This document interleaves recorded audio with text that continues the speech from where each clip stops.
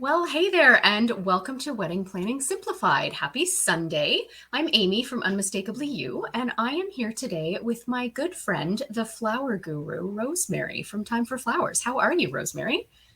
I am doing great. Thank you. How are you?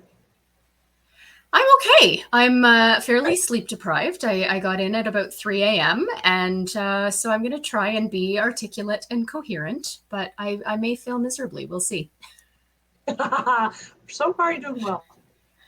Well, I'm trying to string words together. Did you have weddings yesterday? One One. and one on Nice. Friday. It was kind of done purposely because my brother's here from the Netherlands. So I wanted to Hmm. spend time with him. And I don't know if you saw my social media, but my sister in law and my niece got to help me. And we may have I two new wedding florists, I did see a little bit of that. That's right? exciting. Yeah. Yeah. And they're Yeah. Awesome. very impressed with what I do. And they're both like, oh my God, I want to do this. Actually, my sister-in-law wants to get That's married again. hopefully still to your brother. Yes, we did. Yeah, yes, for sure. Okay. But it was fun. Good. Yeah.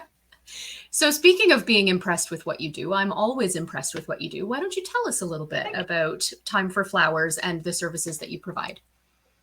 you. And so I'm Rosemary from Time for Flowers, wedding florist here in London, Ontario. However, we do not stop to go outside of London, and we do any flower arrangements that people need for their wedding day or event. It's not just weddings; we do events too. Of course. So go check So out Rosemary if you're still looking for a florist. please do. So, yes, of course. So, you know, if you've been tuning in for a while, that we go live every Sunday at 1 and we try to talk about issues that are relevant to you throughout your wedding planning. We know that we have an audience that spans couples who are just newly engaged and just launching into their planning. And we also have a lot of couples who are in the middle, in the thick of the planning. And then we have some couples who still tune in who have had their wedding already and are starting their new next chapter together as married couples. And so we try to cover a broad spectrum of topics that appeal to all people, but depending on the location in the wedding planning where you are right now, you may have different questions and concerns. And so we always advise people to reach out to us with any of those questions. You can get me here by just commenting on this video, or you can email me, amy@unmistakably.you.com. I'm happy to chat. But we decided this month to do something a little bit different. We are tackling the month of August with a theme of Honest August. And so if you are really at any point in your wedding planning, hopefully we'll say something this month that appeals to you, that helps you, that is going to be helpful on your wedding journey. We're hoping to also dispel some misconceptions and some concerns that we see and hear from our clients. And we're active in various different wedding Facebook groups, which I'm sure if you're watching, you are also in a few other groups as well. And so you see those posts, you see the questions and the concerns coming in. And so we're hoping to help to answer some of those questions and dispel some of those concerns. We're also hoping to just kind of give you some honest information. And the disclaimer here is that we are not here to pass judgment. We love our clients. We love our vendor friends. And, we're not here to pass judgment on the way anybody plans a wedding or the way any wedding vendors do business. We're just here to kind of have some honest conversations about the things that we see coming up often in the industry. So today's topic is I can speak English, is why are weddings so expensive? And if you are at any point in your wedding planning, or if you've planned and executed your wedding, you know that a wedding is an investment. And it seems to some people like a big investment for one day. But Rosemary and I are here today to talk a little bit about why that is. Why is it that wedding services are so expensive? If you've planned a wedding or are planning a wedding, you will have noticed that everything's more expensive than you may anticipate it being because of your experience as a consumer in a normal retail setting.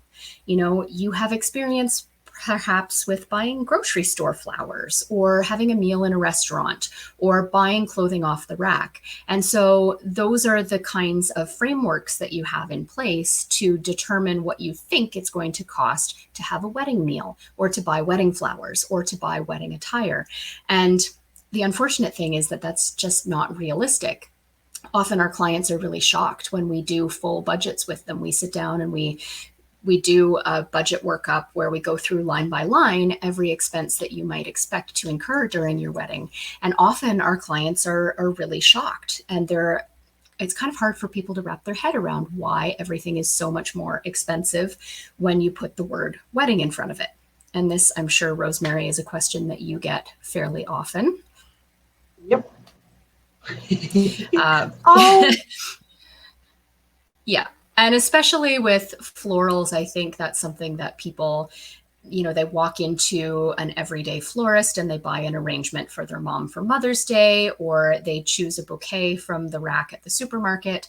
And that's their framework of the cost of flowers. And then when they go to a wedding florist to discuss their personal flowers, their reception flowers, their ceremony flowers, they're often shocked at the price tag. And so Rosemary has graciously agreed to be here today to give us the floral perspective on that. I've also been chatting with some of my other vendor friends in photography and catering and officiant.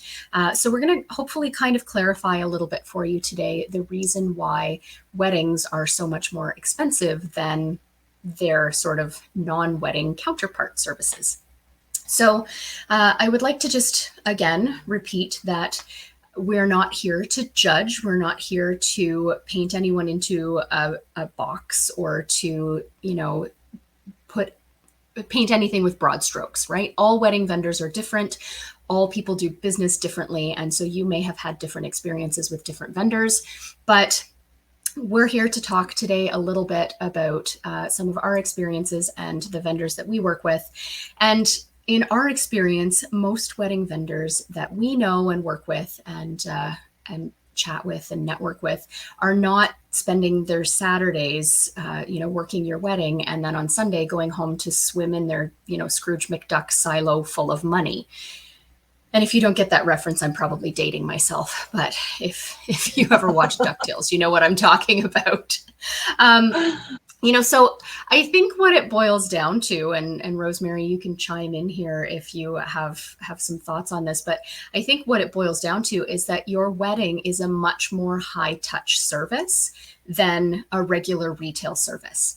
So you can walk into that day-to-day florist, and you can buy that arrangement for your mom for Mother's Day.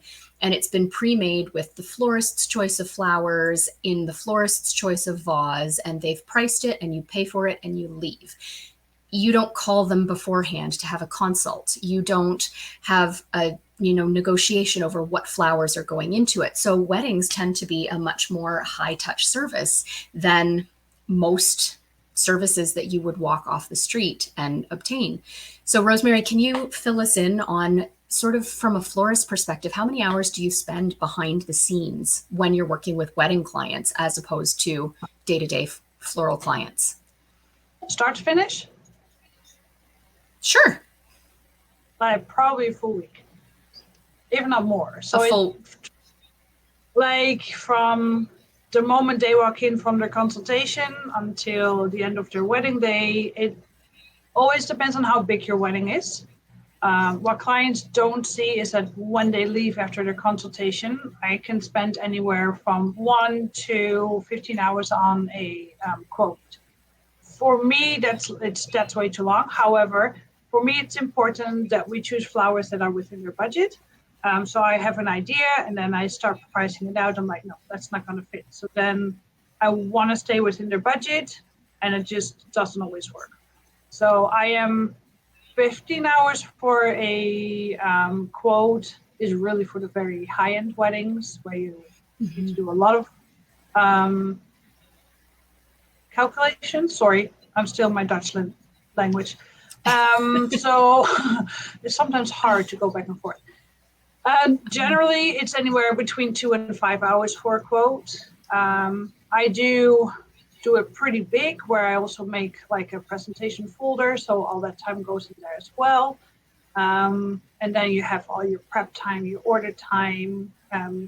Then we get into a situation where we had not too long ago where we have strikes in certain countries, and then there is no flowers leaving the country, so then we are left with having to find substitutions. All those hours are behind the scenes. They are not being charged back to our client.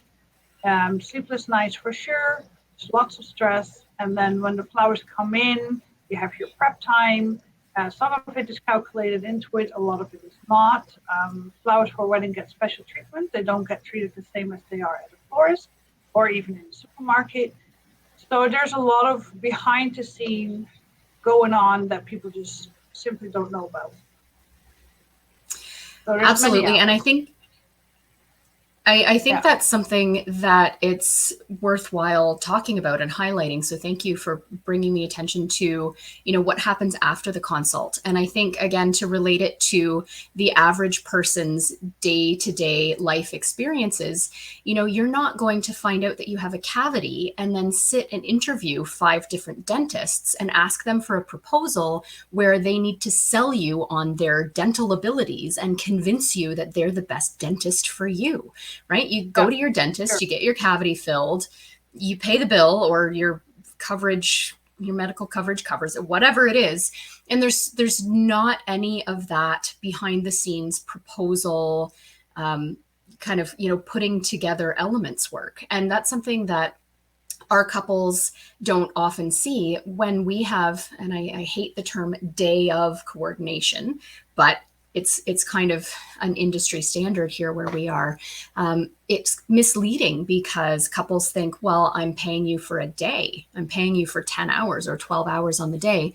But what they don't realize is that when we do a day of coordination, we have more than 40 hours invested in it by the time you go from that initial consult through the proposal, through all of the communication along the way, through the itinerary and, adjusting things and redoing elements of the day. And then we finally get to the day. And that's what it seems the bill is coming in for, but there are all these hours behind the scenes.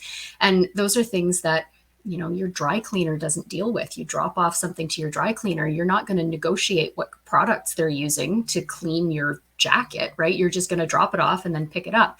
You're not going to call them a week later and say, oh, actually, I don't want you to use this product. I want you to use a different product. Can we swap those out?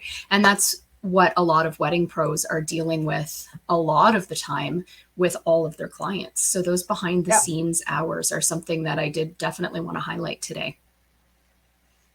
And I think a lot of vendors deal with that, and we don't do it. We don't see it, so it doesn't exist for other people, for a couple. Exactly. And that's the hard part.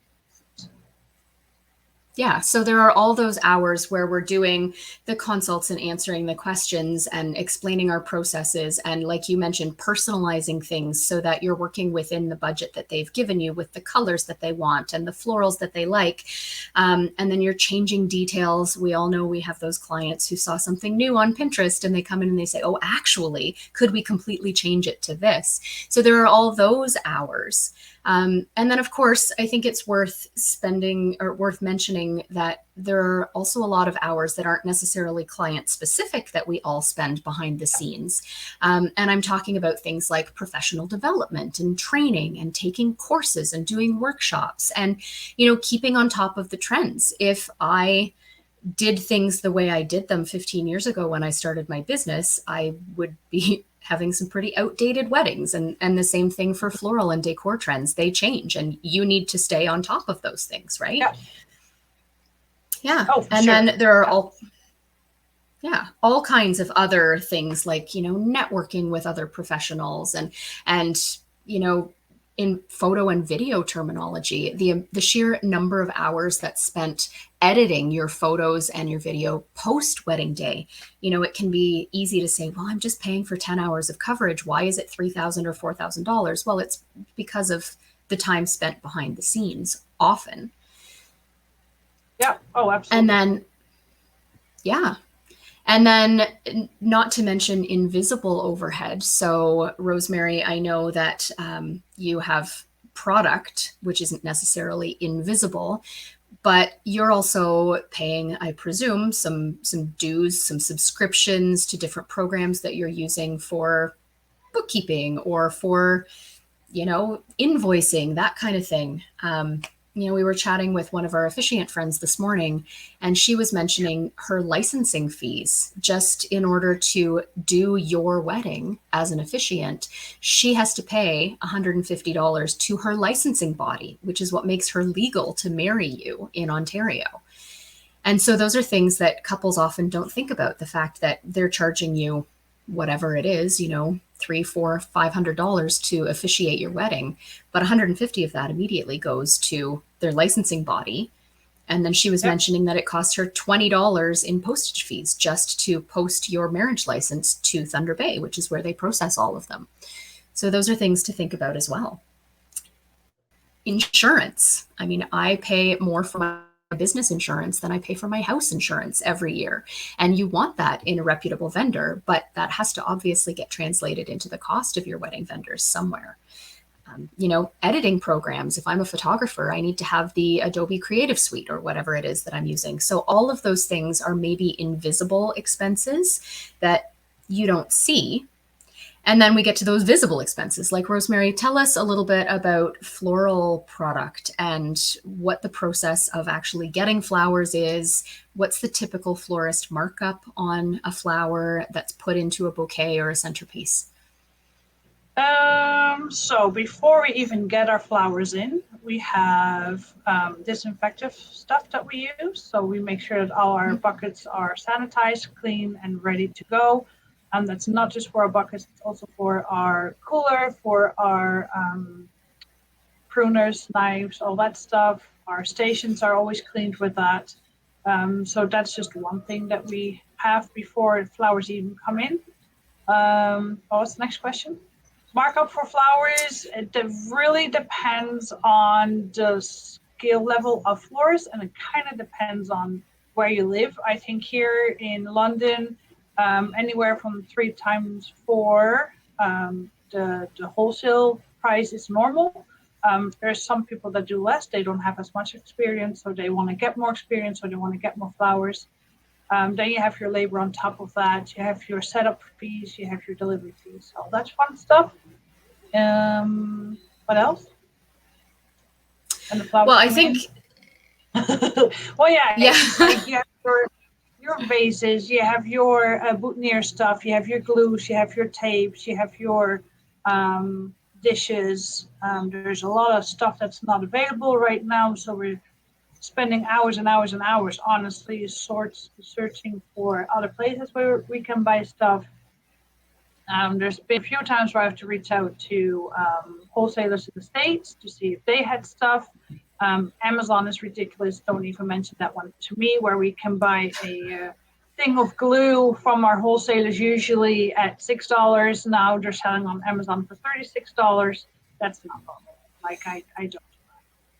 That will make a boutonniere or corsage go into the $80 range, and that's just ridiculous. So there are other methods that we can use. We can go way back to 15 years ago where we just wired in tapes.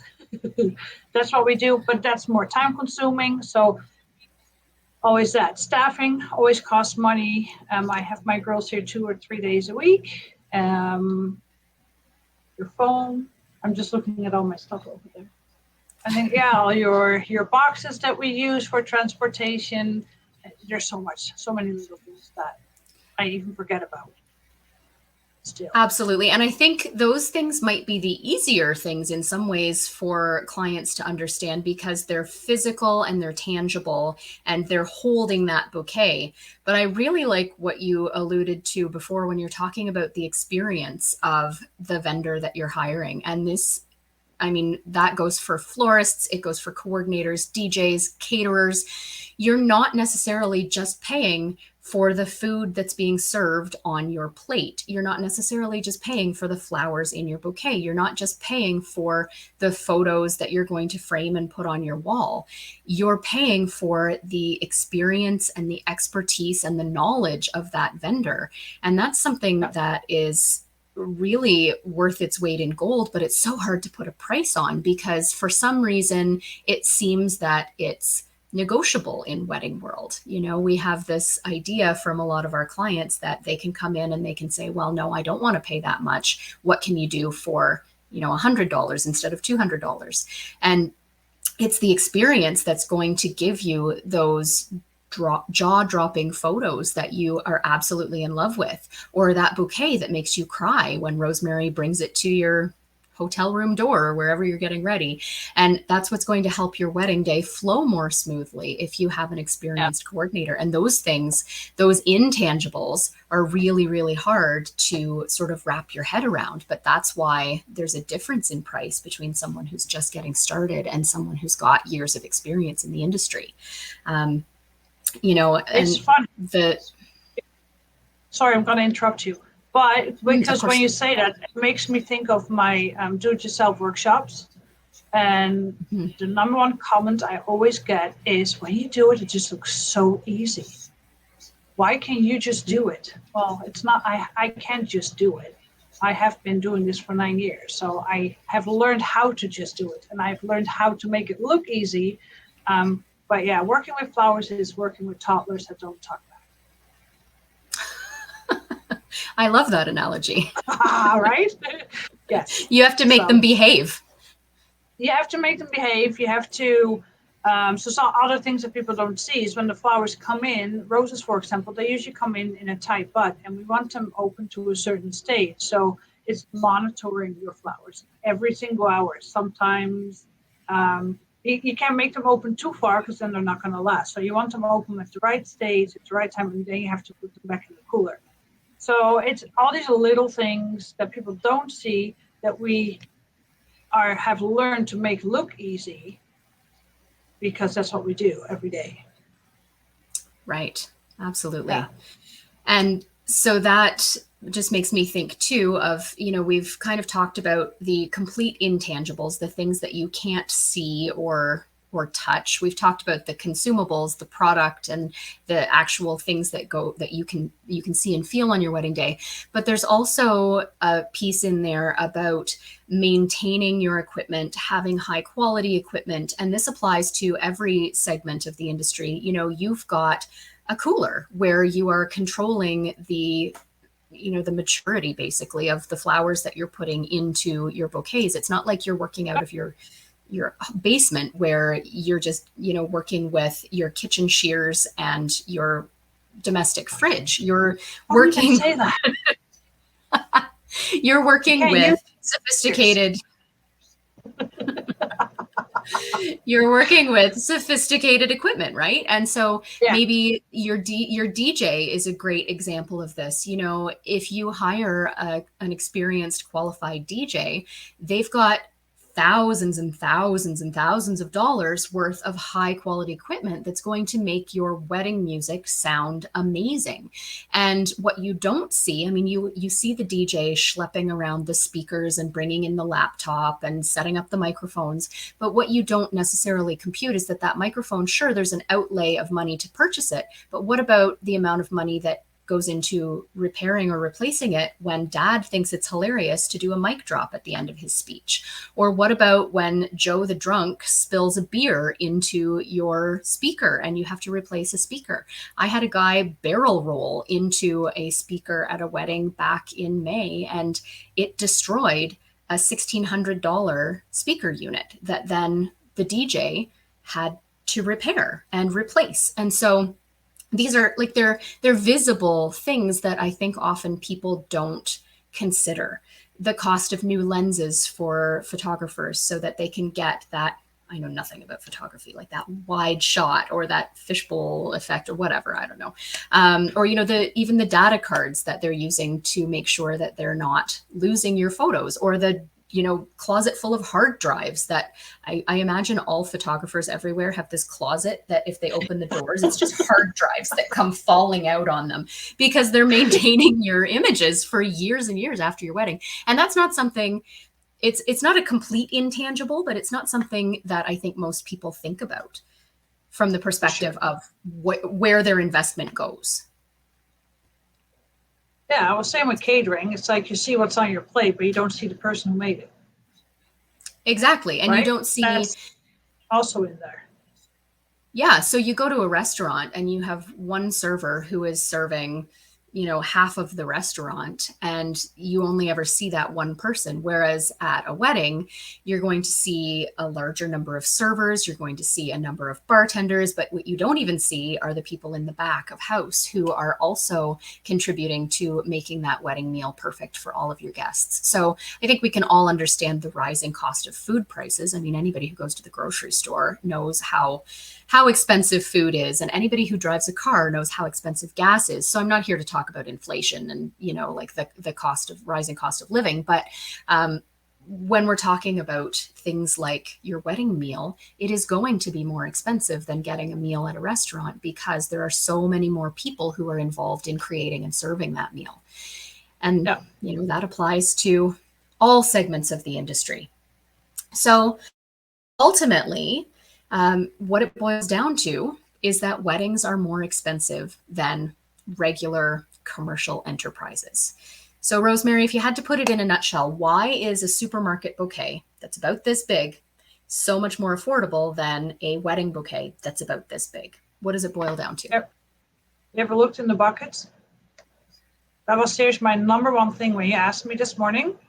I was in the supermarket the other day, and for fun, I just look in the buckets. There's no water in it. So, comes down to it's not put together by a professional. People in the store don't know what they're doing. It's an add-on, so it's not their main source of making money. I won't say they don't care, but they don't care because there was nobody there to fill the buckets, right? You can see that in any garden center, at a large retail store, at a big box store. I worked in one, and I was asked to salvage some of their flowers. And I walked into my boss's office and said, listen, if you want me to salvage this, I need more people. And he looked at me, he's like, Rosemary, don't worry, I've made my money, right? So that just shows you the level of care if you go to somewhere big. If you go to a florist, I'm not saying that grocery flowers are bad. Grocery flowers are great for your everyday flower. If you want, especially in the wintertime, I will admit that I have bought grocery store carnations because they're beautiful and they last and they're colorful and they're fun. Do I know that I can get my 3 to 4 to 5 weeks out of them? Probably not. I'm happy if I get a week and a half out of it because they're just not getting the same care as you get from flowers that you get from a florist. And then there's the difference between everyday florist and a wedding florist.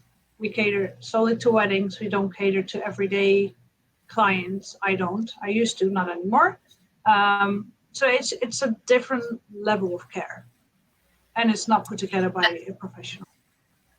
Yeah, and I think that's a really great way to kind of tie this all up into a neat little bow is that weddings cost more because of the level of care of yourself and your vendors. I mean, you care about your wedding day probably more than you've cared about any one day in your entire life. It's probably the biggest party you're ever going to throw. You are the most emotionally and mentally and financially invested in this one day that you've likely ever been in anything.